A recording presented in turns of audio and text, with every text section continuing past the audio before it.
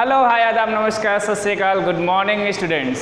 Day students, आप ऐसे ही मेहनत करिए और पढ़ते रहिए। ऐसे ही मेहनत करना मतलब उन बच्चों के लिए जो सही में मेहनत कर रहे हैं, लेकिन जो नहीं मेहनत कर रहे हैं वो अभी भी मेहनत करना स्टार्ट कर दें, क्योंकि इनका बोर्ड एग्ज़ाम उसी डेट पे होना है। फरवरी के लास्ट में एग्ज़ाम शुरू हुई हो जाएंगे। इस बार कोरोना की वजह से ऐसा कुछ नहीं होगा कि आपके एग्ज़ाम का डेट एक्सटेंड हो, एग्ज़ाम उसी टाइम पर होगा। यानी आपको पढ़ाई करना ही है अच्छे से। सिलेबस रिड्यूस हो गया है तो पार्ट कम ही पढ़ना है आपको। तो बस अभी आपको क्या करना है, पढ़ाई ही करना है और कुछ नहीं। बहुत ज़्यादा एंजॉय कर लिए आप लोग, बहुत लंबी छुट्टियां मिल गई, अब बस क्या करना है, पढ़ाई करना है, ठीक है। तो आज के इस वीडियो में हम लोग फिजिक्स का जो लाइट चैप्टर है, लाइट, अब एनसीईआरटी में ये जो चैप्टर है वो बस लाइट करके है, लेकिन और साइड बुक्स जो हैं उनमें दो पार्ट करके चैप्टर दिया है, reflection of light and refraction of light. Light में दो पार्ट है, एक रिफ्लेक्शन ऑफ लाइट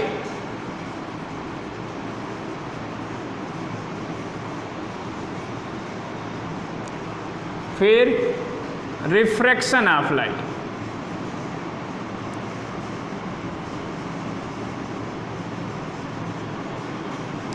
ठीक है, तो एनसीईआरटी में दोनों एक ही चैप्टर है, लेकिन साइड बुक्स में ये दो अलग अलग चैप्टर है डिटेल में देने के लिए। और इन दोनों चैप्टर के बाद एक और चैप्टर रह जाएगा, वो भी इन्हीं सब से रिलेटेड है, human I and colourful world.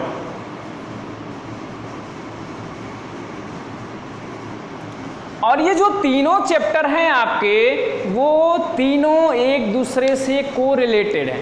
मतलब अगर आप जो अभी चैप्टर शुरू हम लोग करने जा रहे हैं वो रिफ्लेक्शन ऑफ लाइट शुरू करेंगे, तो अगर आप रिफ्लेक्शन ऑफ लाइट अच्छे से समझ गए तो रिफ्रैक्शन ऑफ लाइट आपके लिए बहुत ही इजी होना है। और जब ये दोनों चैप्टर समझ गए तो human I and colourful world भी आपके लिए इजी हो जाएगा। मतलब ये काफ़ी इंपॉर्टेंट हैं एक दूसरे से, अगर इनके लेक्चर भी आपको मिस नहीं करना, और एग्ज़ाम पॉइंट ऑफ व्यू से भी काफ़ी अच्छे मार्क्स इनसे आते हैं। तो ये काफ़ी इम्पॉर्टेंट वीडियो होने जा रहे हैं इन चैप्टर से, तो आप प्लीज़ इनको अच्छे से देखिए और अपने दोस्तों को फॉरवर्ड करिए, शेयर करिए, ताकि वो भी इन चीज़ों को मिस न करें, ठीक है। तो आज हम लोग जो शुरू करने जा रहे हैं टॉपिक, वो है हमारा रिफ्लेक्शन ऑफ लाइट, ठीक है, रिफ्लेक्शन ऑफ लाइट,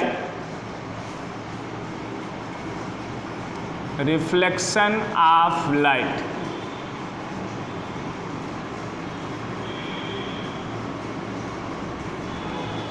ठीक, रिफ्लेक्शन ऑफ लाइट, इसके बारे में आप लोग 6, 7, 8 से ही पढ़ते आ रहे हैं। इन चैप्टर्स के बारे में थोड़ी बहुत नॉलेज आपको उन क्लासेस में भी हो चुकी है। तो अगर आपके पास वो बुक्स हैं अभी, और अगर नहीं भी हैं तो अगर कहीं से मिल सके आपके छोटे भाई बहन से या किसी दोस्त के यहाँ से, तो प्लीज़ लेकर उनको एक बार फिर से रिवाइज कर लीजिए। उससे ये फ़ायदा होगा कि इस क्लास में आपको ज़्यादा एफर्ट नहीं लगाना पड़ेगा, काफ़ी आसानी से समझ में आ जाएंगे, क्योंकि बेसिक कॉन्सेप्ट वहीं से लिए गए हैं, ठीक है। तो सबसे पहले जब हम इस चैप्टर की शुरुआत करते हैं, तो जो टर्म है लाइट, लाइट के बारे में ही हम लोग पढ़ रहे हैं। तो सबसे पहले ये सवाल आता है कि लाइट है क्या, लाइट है क्या। तो हम लोग इस दुनिया में जो भी चीज़ें देखते हैं वो क्यों देखते हैं, किस वजह से देख पाते हैं, तो आप में से मैक्सिमम लोगों का जवाब होगा due to our eyes. We are able to see the objects around us in this world due to presence of eye। क्योंकि हमारे पास आई है तो हम इस दुनिया में किसी भी चीज़ों को आसानी से देख पाते हैं। But it is not necessary and sufficient. ये बस ट्रूथ नहीं है, ये बस ये सफिशिएंट नहीं है कि हमारे पास अगर आँखें हैं तो हम चीज़ों को देख सकते हैं। We need one more thing to see objects. आँख के अलावा हमें कुछ और भी चाहिए होता है ताकि हम लोग चीज़ों को देख पाएँ। क्या होता है वो? क्या आप अंधेरे रूम में या अंधेरी रात में कहीं जाते हैं तो आप किसी चीज़ को देख पाते हैं? नहीं देख पाते हैं। तो कब देख पाते हैं? तो जब वहां पे उजाला आता है, कहीं से बल्ब जला दिया जाता है, लैंप जला दिया जाता है, ललटेन जला दिया जाता है, और यही सभी क्या है? यही है सोर्स ऑफ लाइट। लाइट क्या एक तरह का source of energy which enable us to see the objects. मतलब इन दुनिया की चीजों को देखने के लिए बस हमें आंखों की नहीं, लाइट की भी जरूरत पड़ती है।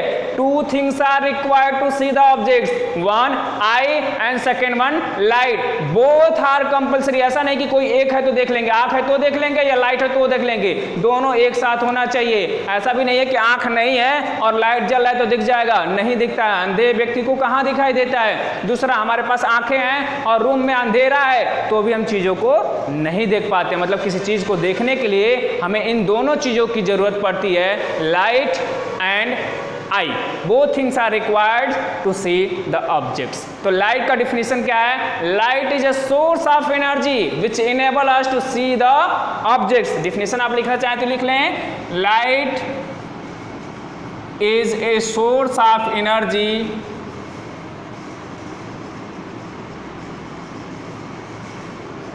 which enable us to see the objects।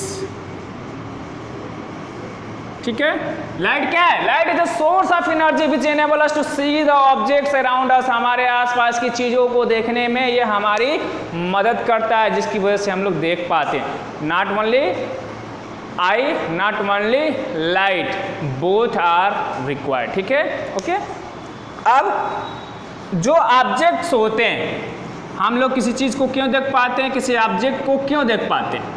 तो ऑब्जेक्ट जो होता है तो उसमें दो केस होता है किसी ऑब्जेक्ट को देखने का।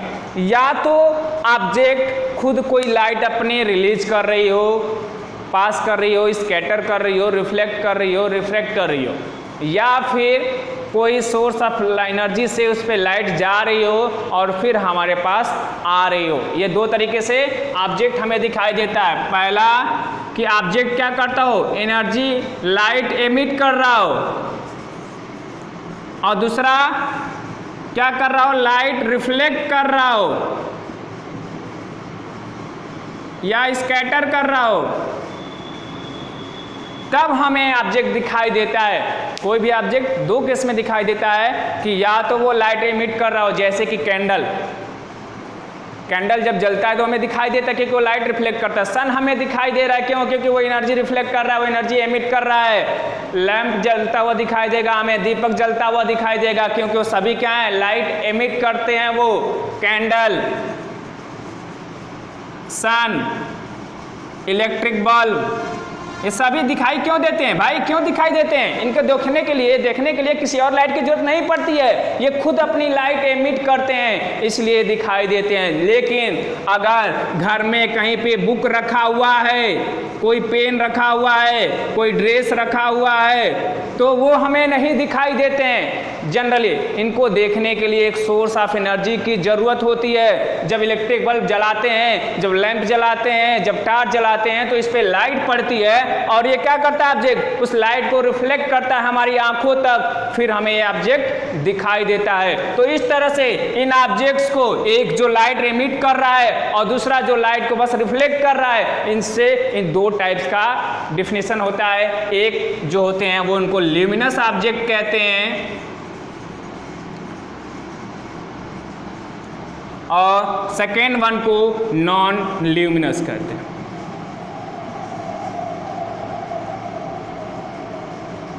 ठीक है, ल्यूमिनस ऑब्जेक्ट्स और non luminous objects. Luminous objects का मतलब those objects those objects that emit their own light, जो अपनी खुद की लाइट प्रोड्यूस करते हैं, एमिट करते हैं, उनको हम लोग ल्यूमिनस ऑब्जेक्ट कहते हैं। For example candle, sun, electric bulb, stars, all these are luminous object. But non luminous objects are those objects which do not emit their own light but they reflect the light of any other source। वो क्या करते हैं, दूसरे source की light को reflect करते हैं, scatter करते हैं, उनको नॉन ल्यूमिनस ऑब्जेक्ट करते हैं। Now question is that for you is moon or luminous or non-luminous objects?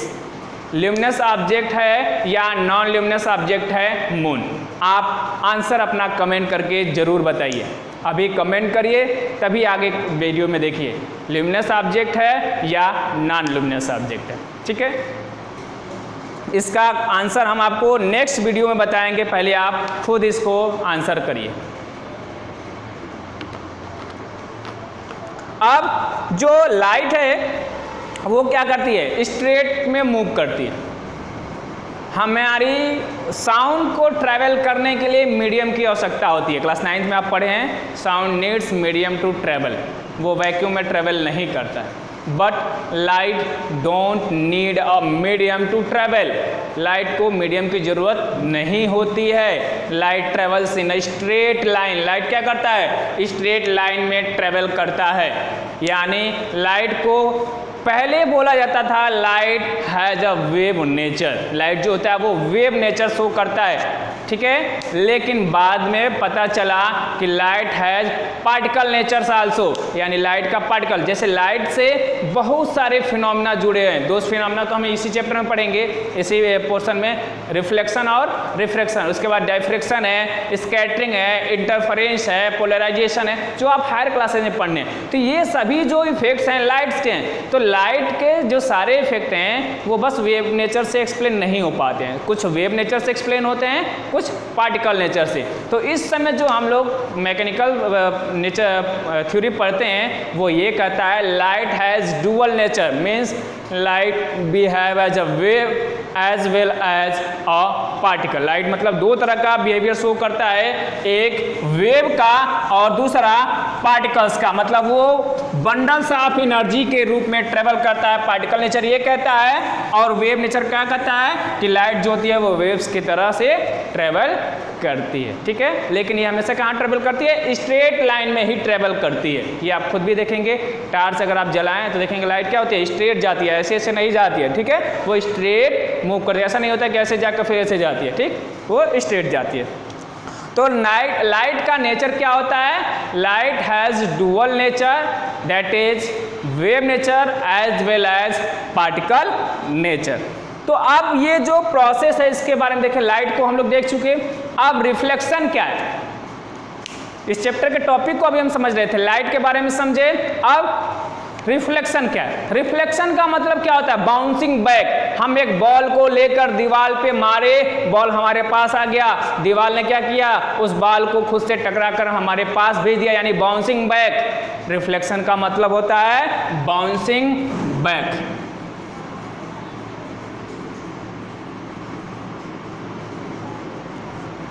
तो इस चैप्टर की पूरी बात करें तो bouncing back of light, bouncing back of light यानी लाइट को वापस करना। जैसे कि अगर एक शीशा है, एक मिरर है, लाइट उस पर आप टार्च जलाइए तो लाइट क्या होगी? वापस आएगी। इसी प्रोसेस को कहते हैं हम लोग reflection of light. The bouncing of light, the bouncing back of light from an object is called as reflection of light. जैसे कि अगर कोई प्लेन मिरर है तो इस पर लाइट जाती है तो क्या होती है? ऐसे वापस आ जाती है। इसी को हम लोग कहते हैं बाउंसिंग बैक ऑफ लाइट। ये लाइट के लिए। अगर आप बॉल के लिए कहें, बॉल को ऐसे फेंके, आप दीवार से लड़के आ गए थे, बाउंसिंग बैक ऑफ बॉल हो गया, रिफ्लेक्शन ऑफ बॉल हो गया। ये भी एक तरह का क्या है? रिफ्लेक्शन है। तो यहाँ पे हमें लाइट के बारे में पढ़ना है कि जब लाइट जाती है और वापस आती है, उसी को हम लोग कहते हैं रिफ्लेक्शन ऑफ लाइट। ठीक है, तो इसका आप डिफिनेशन आप लिखना चाहें तो लिख सकते हैं। द बाउंसिंग बैक, ये आप क्लास 8 में भी पढ़ चुके हैं, 6, 7 में भी पढ़ चुके हैं, तो ये आपके लिए कोई नया चीज नहीं है। The process of sending back the light rays, the process of sending back the light rays which falls on an object, which fall on the surface of an object, which fall on the surface of an object, surface of an object is called reflection of light. The process of sending back, वो process जिसमें light को क्या किया, the light को वापस भेज देना, विच fall on the surface of object, जब किसी ऑब्जेक्ट के सरफेस पे लाइट पड़ती है, इसी को हम लोग कहते हैं reflection of light. Just write down the definition, the process of sending back the light rays which fall on the surface of N object is called reflection of light. अगर आप वीडियो देख रहे हैं और अभी तक सब्सक्राइब नहीं किए हैं तो तुरंत सब्सक्राइब करके नोटिफिकेशन बेल दबा दीजिए, घंटा दबा दीजिए, ताकि आपको वीडियो तुरंत मिलती रहे, ठीक है। तो ये रिफ्लेक्शन ऑफ लाइट है। अब रिफ्लेक्शन ऑफ लाइट का एक पूरा रूल भी होता है कि रिफ्लेक्शन ऑफ लाइट किन रूल्स के तरह गवर्न होते हैं, किन रूल्स के थ्रू ये गवर्न होते हैं। Reflection of light from a plane mirror की अगर बात करें, एक प्लेन मिरर के केस में अगर हम देखें, प्लेन मिरर, अब देखिए कुछ ऑब्जेक्ट्स जो होते हैं वो थोड़ी बहुत लाइट को वापस करते हैं, रिफ्लेक्ट करते हैं, और कुछ जो होते हैं जो ज़्यादा रिफ्लेक्ट करते हैं, कुछ जो होते हैं वो बिल्कुल ही लाइट रिफ्लेक्ट नहीं करते हैं। लेकिन उनमें अब कौन सा है जो वो बेस्ट रिफ्लेक्टर है, तो silver is the best reflector of light. Light का बेस्ट रिफ्लेक्टर जो है वो सिल्वर को माना जाता है। Silver is the best reflector of light. तो आप जो प्लेन मिरर देखते हैं जिसमें अपना थोबड़ा देखते हैं सुबह शाम दोपहर दिन भर में 50-60 बार, उसके पीछे आप देखेंगे एक तरह की पॉलिशिंग हुई होती है जिसपे एक सिल्वर कोटिंग और उसके बाद एक रेड कलर का पेंटिंग किया जाता है उसको, ताकि लाइट उस पर अच्छे से रिफ्लेक्ट हो, और जितना ही अच्छे से लाइट रिफ्लेक्ट होगा ऑब्जेक्ट का इमेज उतना ही अच्छा बनेगा, यानी हमारा जो थोबड़ा है वो उसी हिसाब से उसमें अच्छे से दिखेगा। अगर उसी मिरर के जो पीछे पॉलिशिंग होती है उसको आप थोड़ा सा रब कर दें, मिटा दें, किसी चीज़ से खरोच मार दें, तो देखेंगे आपका इमेज, आपका थोबड़ा उसमें अच्छे से दिखाई नहीं देता है, यानी वो क्या है, उसकी जो रिफ्लेक्टिंग प्रॉपर्टी थी वो डिक्रीज कर गई। तो बेस्ट रिफ्लेक्टर जो है वो है सिल्वर। अगर हम लोग रिफ्लेक्शन देखें in case of a plane mirror, ठीक है, आप पहले एक चीज़ जान लेते हैं कि कोई ऑब्जेक्ट जो होता है वो ज़्यादा रिफ्लेक्ट करता है, कोई जो होता है वो कम रिफ्लेक्ट करता है, वो क्यों होता है। ये सपोज करिए कि कोई भी ऑब्जेक्ट जो होते हैं वो पार्टिकल से मिलकर बने होते हैं, ये आप क्लास 9 में पढ़ चुके हैं। Objects are made up of small particles, कोई भी मैटर हो, सॉलिड लिक्विड गैस हो, क्या होता है, पार्टिकल से मिलकर बना होता है। तो हर एक ऑब्जेक्ट में जो पार्टिकल के बीच का डिस्टेंस होता है वो डिफरेंट होता है, सब में एक जैसे तो होता नहीं है। तो सपोज करिए कि कोई एक ऑब्जेक्ट ऐसे है और कोई एक ऑब्जेक्ट जो है उसके बीच का जो पार्टिकल का डिस्टेंस है वो कुछ ऐसे है। दो तरह का ये पार्टिकल है, एक ये और एक ये, दोनों में लाइट इंसिडेंट हुई, ठीक। अब किसी भी ऑब्जेक्ट में एक लेयर तो नहीं होता है ना, कई सारे लेयर होते होंगे, इसी तरह से इसमें लेयर और भी होंगे, ठीक है। अब जब लाइट इस पे रिफ्लेक्ट होती है दोनों केसेज में, ये आपका केस ए और ये आपका केस बी, लाइट रिफ्लेक्ट हुई, कोई भी चीज़ वापस कब होगी, हम बॉल फेंके दीवार से लड़ के वापस क्यों हुई, क्योंकि दीवार से उसका कोलिजन हुआ। अगर ये लाइट रेज आ रही है और सीधे चली आए, उसको जगह मिलता जाए तो रिफ्लेक्ट नहीं होगी, जब तक कोई यहाँ पे सरफेस के पार्टिकल से उसका कोलिजन ना हो तो ये वापस नहीं होगी, और कोलिजन अगर हो गया तो ऐसे वापस हो गए, ठीक। तो जो लाइट होती है अगर एक रे है तो इसको लाइट रे कहा जाता है, और अगर कई सारी हैं, कई सारी एक साथ जा रही हैं तो इसको बीम ऑफ लाइट कहते हैं। तो जो टार्च होता है, सन होता है, बल्ब होता है, ये बीम ऑफ लाइट प्रोड्यूस करते हैं, एक सिंगल रे इनसे नहीं निकलती है। तो सपोज करिए ऐसे कई सारी रेज आ रही होंगी, पैरेलल होती हैं बस एक दूसरे से, इसमें भी ऐसे ही होगा। तो यहाँ पे एक ऑब्जेक्ट है जिसमें पार्टिकल के बीच का डिस्टेंस ज़्यादा है, तो ये कुछ पार्टिकल्स जो होंगे पहले सरफेस से ही रिफ्लेक्ट हो जाएंगे, कुछ जो होंगे वो नीचे आकर इससे कोलाइड होकर वापस जाएंगे, और जिसमें करीब करीब है पार्टिकल्स उसमें वो ऊपर के सरफेस से ही ज़्यादा रिफ्लेक्ट हो जाते हैं। तो ये बस डिपेंड करता है उनके पार्टिकल नेचर पे ऑब्जेक्ट का। अगर ये सरफेस पॉलिश्ड है, पॉलिशिंग हुई है और प्लेन है, यानी इनके पार्टिकल के बीच का डिस्टेंस काफ़ी कम है, तो रिफ्लेक्शन बहुत अच्छे से होगा, मतलब मैक्सिमम लाइट जो होगी वो वापस चली जाएगी, ठीक है। तो this is the reason why some object reflect few amount of light and other more amount of light. This is the reason. Okay? तो अब हम प्लेन मिरर के बारे में अगर बात करें, प्लेन मिरर में रिफ्लेक्शन जो होता है कैसे होता है, सपोज करिए प्लेन मिरर है, पीछे साइड में ये पॉलिश्ड होता है, ये सिंबल जो होता है पॉलिशिंग का होता है, ये पॉलिश्ड है। लाइट रेज इस पे ऐसे इंसिडेंट करती है और ऐसे वापस हो जाती है। ये एरो डोनेट कर रहा है कि ये लाइट रे ऐसे आ रही है। ये आपका प्लेन सरफेस है। ये जहाँ पे पड़ रही है, सपोज करिए कि पॉइंट O है और इस पे एक लाइन ड्रा करें अगर A, तो ये क्या है, इस प्लेन सरफेस से 90 डिग्री पे होता है ये, जिसको हम लोग कहते हैं लाइन AO, इसी को कहते हैं हम लोग नॉर्मल। नॉर्मल का मतलब परपेंडिकुलर टू प्लेन सरफेस या मिरर, ठीक है। परपेंडिकुलर टू प्लेन सरफेस जो होता है उसी को हम लोग नॉर्मल कहते हैं। जहाँ पे लाइट गिरती है उसको हम लोग कहते हैं पॉइंट ऑफ इंसिडेंस।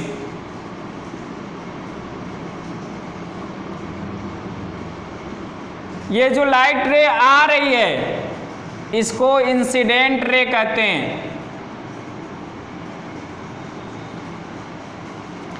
ये रे जो वापस हो रही है रिफ्लेक्शन के बाद इसको रिफ्लेक्टेड रे कहते हैं। इंसिडेंट रे का मतलब जो लाइट रे फॉल हो रही है प्लेन पे उसी को इंसिडेंट रे कहते हैं, जो बैक बाउंस होके जा रही है उसको रिफ्लेक्टेड रे कहते हैं। अब नॉर्मल से ये जो एंगल बनाती है incident ray, the angle of incident ray with normal के साथ जो एंगल बना रही होती है, सपोज करिए आई की बात है, इंसिडेंट रे की बात है, तो आई से कहें तो इसको हम लोग कहते हैं angle of incident, angle of incidence. और ये जो रे वापस जा रही है अगर उसको R से डिनोट करें रिफ्लेक्टेड, तो इसको कहते हैं angle of reflection. Angle I जो है वो एंगल ऑफ इंसिडेंस है, जबकि एंगल R जो है वो एंगल ऑफ रिफ्लेक्शन है, ठीक है। Angle I angle of incidence और angle R angle of reflection, ठीक। अब लाइट यहाँ से आई और यहाँ से बाउंस बैक होकर चली गई, ठीक। इसी को हम लोग कहते हैं reflection of light in case of a plane mirror. ये जो छोटे मोटे डिफिनीशंस हैं, incident ray, incident angle, reflected ray, reflected angle, normal, point of incidence, plane surface, इन सब चीज़ों को आप ध्यान में रखिएगा। पॉइंट ऑफ इंसिडेंस वहाँ है जहाँ पे इंसिडेंट रे गिरती है, वहाँ से रिफ्लेक्टेड रे वापस जाती है, उसी को हम लोग कहते हैं point of incidence. Incident angle क्या है, जिससे नॉर्मल से जो इंसिडेंट रे बनाती है। रिफ्लेक्टेड एंगल क्या है, जो रिफ्लेक्टेड रे नॉर्मल से बनाती है, ठीक है। अब इसमें लॉ है क्या, laws of reflection of light, laws of reflection of light. ये किन लॉ के थ्रू होती हैं? There are two laws of reflection of light. हम फिर से रिपीट कर रहे हैं, ये आप क्लास 8 में भी पढ़ चुके हैं, ठीक है। दो लॉ हैं जिनके through reflection of light govern होता है। पहला, the incident ray, the reflected ray and the normal at the point of incidence lies on the same plane. जो इंसिडेंट रे है, जो रिफ्लेक्टेड रे है और जो नॉर्मल है, वो तीनों क्या है, सेम प्लेन में पाए जाते हैं। मतलब तीनों, ये अगर एक सरफेस है तो एक इंसिडेंट रे इधर, रिफ्लेक्टेड रे इधर और नॉर्मल भी इधर, तीनों सेम प्लेन में लाई करते हैं। ये this is the first law of reflection of light. You can write down first law of reflection, the incident रे, reflected ray and normal, कहाँ पे, at the point of incidence,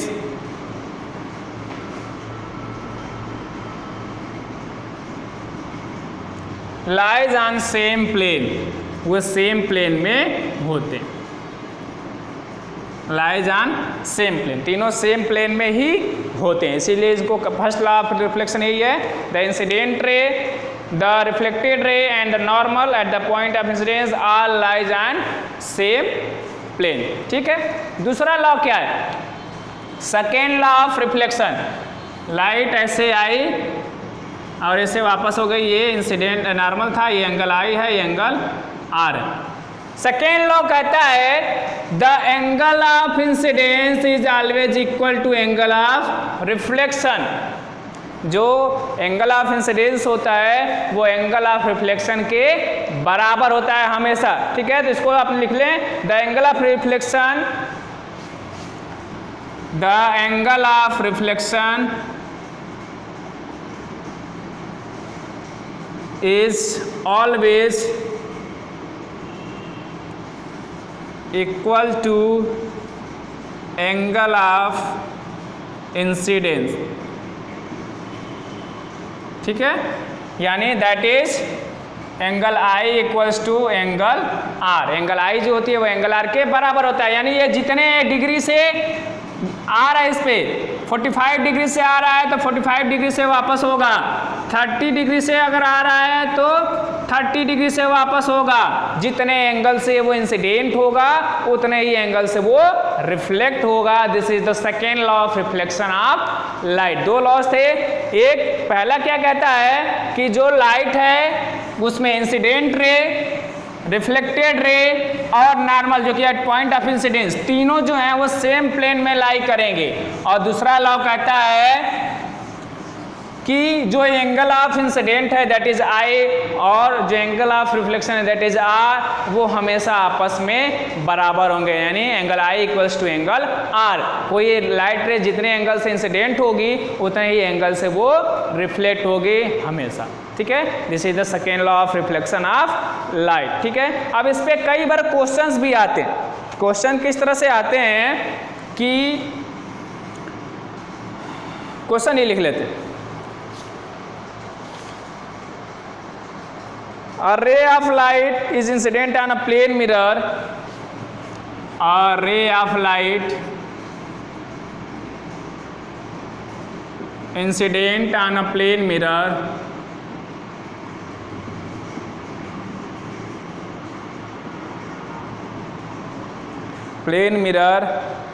at an angle of 30 degree,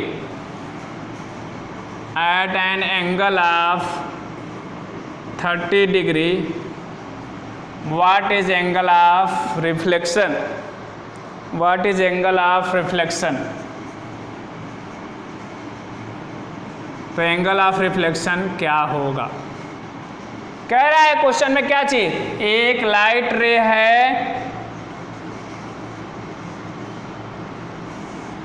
जो कि incident हो रही है एक plane mirror पे at an angle of 30 degree,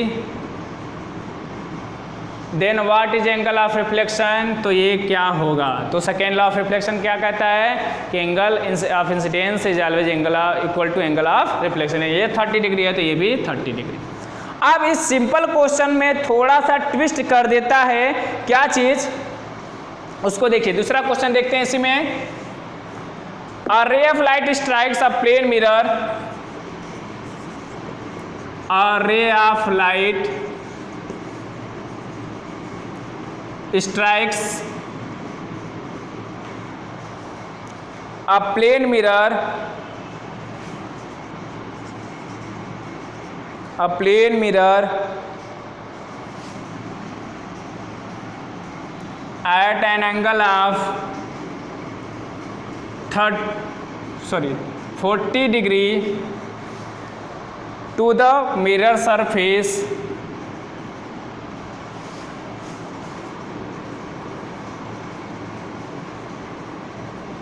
okay, what will be the angle of reflection? What will be angle of reflection? ये question है आपका। अब इस क्वेश्चन में और ऊपर वाले क्वेश्चन में आप समझ नहीं पाएंगे कि डिफरेंस क्या है। अगर आपसे कह दिया जाए कि ये बताने के बाद मैं आपको कह दूं आप ये बताइए, तो आपका आंसर होगा 40 डिग्री, जो कि बिल्कुल गलत है। क्यों गलत है? ये एक प्लेन सरफेस है, लाइट इस पे इंसिडेंट हुई, ये नॉर्मल हो गया और ये रिफ्लेक्टेड रे हो गया। ठीक, क्वेश्चन समझने की कोशिश करिएगा। और ray of light strikes a plane mirror को स्ट्राइक किया at angle of 40 degree to the mirror surface. Surface ये होता है, तो एंगल किससे बन रहा है? ये सरफेस की बात कर रहा है, ये डिफरेंस है। ऊपर वाले में क्या था? वो इंसिडेंट हुई थी, ये 30 डिग्री था, ये 30 डिग्री आ जाता था। लेकिन यहाँ पे क्या कर रहा है? ये बस बोल रहा था प्लेन मिरर पे इंसिडेंट हो रही है, लेकिन यहाँ पे कह रहा है कि एंगल किससे बन रही है? वो मिरर सरफेस से। तो मिरर सरफेस से यानी बेस से बन रहा है 40 डिग्री, और ये नॉर्मल है, तो टोटल कितना होगा? नॉर्मल हमेशा जो होती है वो प्लेन से कितना एंगल बनते हैं? 90 डिग्री। तो अगर इसका एक पार्ट 40 डिग्री है तो दूसरा पार्ट क्या हो जाएगा? 90 माइनस 40 डिग्री। यहाँ पे हमें एंगल ऑफ इंसिडेंस भी नहीं पता है, therefore angle I equals to क्या हो जाएगा? 90 माइनस 40 यानी 50 डिग्री। तो पहले हमारा एंगल ऑफ इंसिडेंस कितना निकला? 50 degree. Therefore angle r equals to क्या होता है? एंगल आई यानी एंगल 50 डिग्री का होगा। ठीक है, this is the simple difference between these two question. दोनों क्वेश्चन आपको सिमिलर दिखेंगे, लेकिन दोनों में एक डिफरेंस है, और एक नंबर में ये आता है, और नहीं अगर समझे तो घचक्का खा जाएंगे और गलती करके आ जाएंगे। ठीक है, तो इस वीडियो में बस इतना ही। अगले वीडियो में मिलेंगे कुछ और इंटरेस्टिंग लाइट के टॉपिक्स को लेकर। लेकिन आप अगर इस वीडियो को एंजॉय किए हैं तो लाइक करना तो आपका फ़र्ज है, और कमेंट करके बताना भी है कि कैसा लगा, और अपने दोस्तों को, रिलेटिव को शेयर भी करना है। और चैनल नहीं सब्सक्राइब किए हैं तो सब्सक्राइब करिए। मिलते हैं हम लोग नेक्स्ट वीडियो में। टिल दिन बाय बाय, जय हिंद।